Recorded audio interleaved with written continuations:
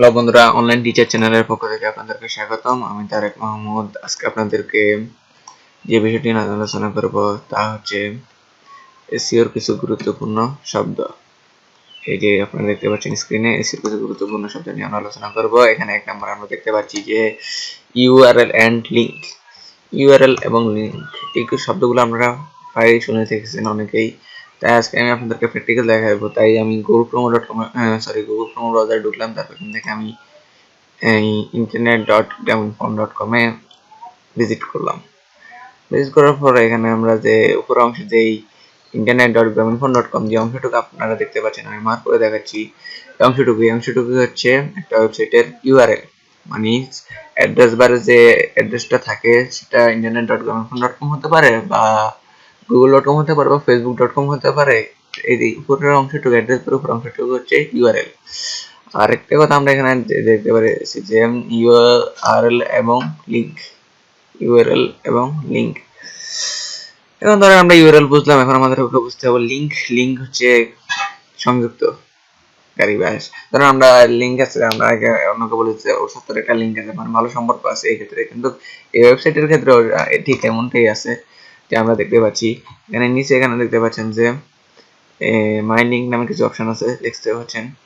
তারপর এখানে আমরা দেখতে পাচ্ছি উপরে এসেছি, এই যে এখানে অংশটুকু দেখতে পাচ্ছেন যে আমি মার্ক করে দেখাচ্ছি গভর্নমেন্ট লিংকস, মানে একটা ওয়েবসাইটের সাথে আরেকটা ওয়েবসাইটের লিংকিং করা হয়েছে। এখানে গ্রামীণফোনের এই ওয়েবসাইটের সাথে গভর্নমেন্ট মানে সরকারি কিছু ওয়েবসাইটের লিংক করা হয়েছে। এখানে আমি নিউ ট্যাব ওপেন করে এই সাইটটা ওপেন করতেছি। ওপেন করার পর এখানে আমরা দেখতে পাচ্ছি গভর্নমেন্ট লিংকস নামে অনেকগুলো অপশন আছে এখানে দেখতে পাচ্ছি। তারপর ministry, district, portals, others, ministers. এখানে মিনিস্টার্সে ক্লিক করলাম। মিনিস্টার ক্লিক করার পর এখানে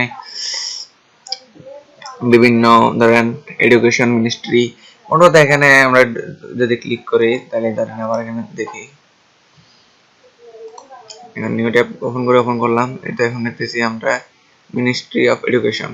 এখন আমরা শিক্ষা মন্ত্রণালয়ের ওয়েবসাইটে চলে গেলাম, অর্থাৎ internet.graminphone.com ওয়েবসাইটটির সাথে শিক্ষা মন্ত্রণালয়ের এই ওয়েবসাইটের একটা লিঙ্কিং করানো হয়েছে। এখানে গভর্নমেন্ট লিঙ্কস থেকে আমরা আসলাম, আমরা এখানে গভর্নমেন্ট লিঙ্ক থেকে আসলাম।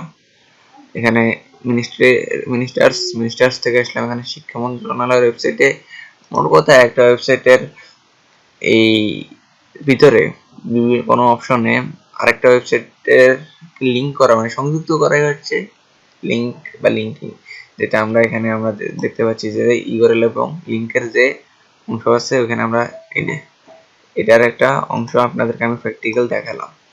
তারপরে এখন আমরা ধরেন এই যে দেখতে পাচ্ছি 2 নম্বরে ভিজিটর কি, অনেকে জানেন না কি ভিজিটর কি। ভিজিটর হচ্ছে ধরেন আমরা এখন শিক্ষা মন্ত্রণালয়ের এই ওয়েবসাইটে ভিজিট করতেছি, মানে ব্রাউজ করতেছি।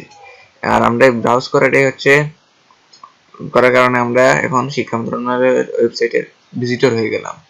এখন আমি internet.graminphone.com এর ওয়েবসাইটে ভিজিট করতেছি, আমি ব্রাউজ করতেছি। ভিজিট করা বা ব্রাউজ করাই হচ্ছে এক কথায় আমরা ভিজিট বা ব্রাউজ করার কারণে আমরা হয়ে গেলাম internet.graminphone.com এর ভিজিটর এবং শিক্ষা মন্ত্রণালয়ের ওয়েবসাইটের ভিজিটর। মোটামুটি আমরা ভিজিটর সম্পর্কে জানলাম। তারপর এখানে আমরা দেখতে পাচ্ছি যে কিওয়ার্ড, এই যে 3 নম্বরে দেখতে পাচ্ছি কিওয়ার্ড কি, ধরেন আমরা এখন আমরা সরাসরি চলে যাচ্ছি google.com.bd তে চলে যাচ্ছি। ধরেন আমরা গত পর্বগুলো আমরা সার্চ করেছি বাই কম্পিউটার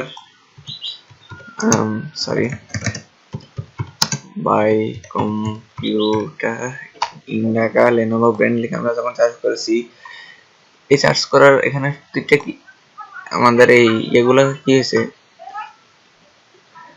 মানে বাই কম্পিউটার ইন্ডাকা লেনোভো ব্র্যান্ড, এখানে যা লিখে আমরা সার্চ করছি, এই সার্চ করার ক্ষেত্রে এখানে প্রতিটি শব্দ বা ওয়ার্ড হচ্ছে কিওয়ার্ড।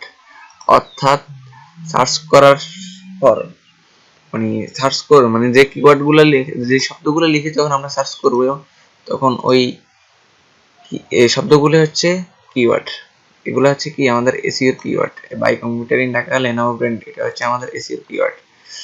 মোটামুটি এটা বুঝতে পারছেন। এগুলো নিয়ে আমি পূর্ণাঙ্গ টিউটোরিয়াল দিব, সমস্যা নেই। তারপর এখানে আমরা দেখতে পাচ্ছি যে 4 নম্বরে মেটা ট্যাগ।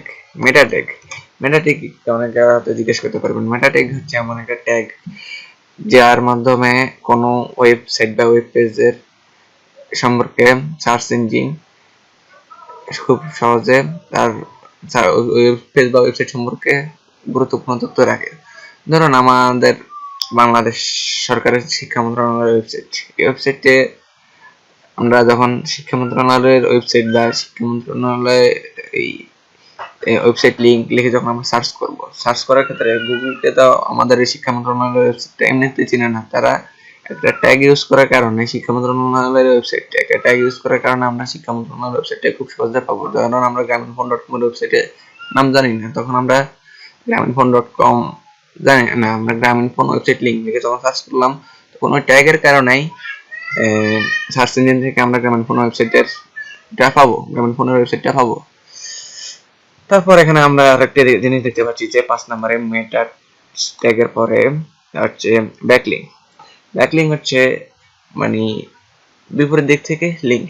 লিংক বলতে ধরেন আমরা আমার একটা ওয়েবসাইট আছে, ওয়েবসাইটটা ধরেন একটা ব্লগে, আমি একজন ব্লগার, ঠিক আছে, ব্লগের ক্ষেত্রে ধরেন আমি ওই ব্লগে কি করলাম, বিভিন্ন লেখালেখি করার মাধ্যমে ওইখানে আমি একটা লিঙ্ক দিয়ে দিলাম আমার ওয়েবসাইটের সৌজন্য আমার সাইট বা এরকম একটা লিঙ্ক দিয়ে দিলাম, তখন আমার লিঙ্কটা তার সাইটে চলে গেল।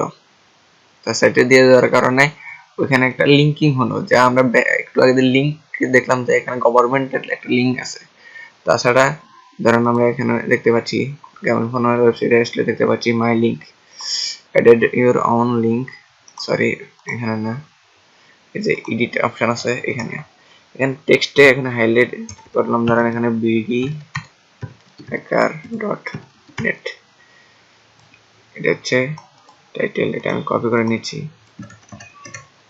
এই যে এখানে আমি এটা লিখে দিচ্ছি, সাবমিট করে দিলাম, সাবমিট দিয়ে দিলাম। সাবমিট দিয়ে দেওয়ার পরে এখানে দেখতে পাচ্ছেন bdhacker নামে এখানে একটা মাই লিঙ্ক হয়ে গেল। এখানে ক্লিক করলে আমি কিন্তু bdhacker.net এ চলে আসলাম। এই যে এখানে এইটা ফলো করেন, সাইটটা আমার এখন ডোমেইন অ্যাড করা নেই তাই যাচ্ছে না, সরি নেম সার্ভার দেইনি তাই যাচ্ছে না। এই যে এখানে একটা লিংক অ্যাড করলাম, লিংক অ্যাড করলাম কি এখন আমার ওয়েবসাইটের লিংকটা গ্রামীণফোন ওয়েবসাইটে কি থাকতো ছিল আগে এই গভর্নমেন্টের ওয়েবসাইটের মতো ছিল না, কিন্তু এখন আমি এখানে আমার লিংকটা অ্যাড করে দিলাম। এখন আমি এটা আমার সাইটের বিপরীত থেকে একটা লিংক আমার সাইটে অ্যাড করে দিলাম, আর এটাই হচ্ছে ব্যাকলিংক।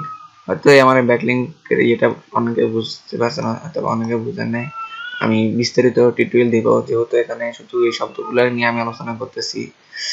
তারপর আমরা 6 নম্বরে দেখতে পাচ্ছি পেজ র্যাঙ্ক। পেজ র্যাঙ্ক অনেকের কথা ছিল, কিসের পেজ র্যাঙ্ক, কারণ গুগলে যখন আমরা সার্চ করি, ধরেন আমি আবার দেখাচ্ছি যে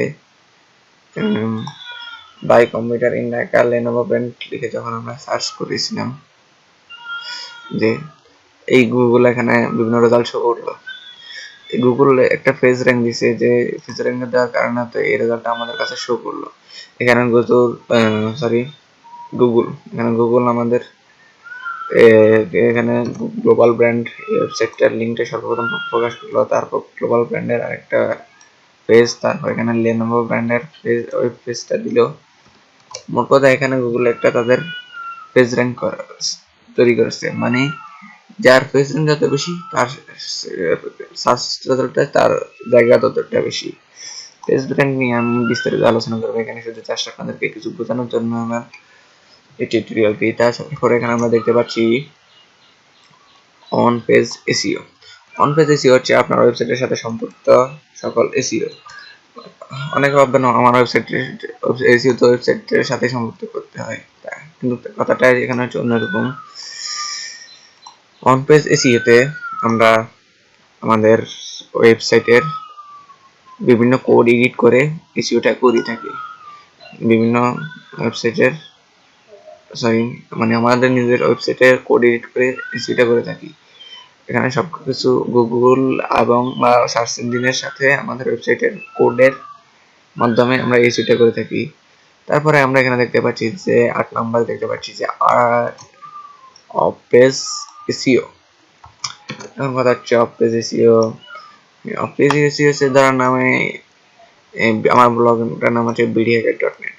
এই ওয়েবসাইটটা আমার না, এখন আমি মনে করলাম দেখেন এটা আরেকজনের, কিন্তু আমি ওই সাইটের অ্যাডমিন না হওয়া সত্ত্বেও আমি এই সাইটের এসইওটা করতে পারবো। মানে অফ পেজ মানে আমি আলাদাভাবে আমি এই সাইটটার এসইও করে এই সাইটটা আমি সাপোর্ট দিতে পারবো।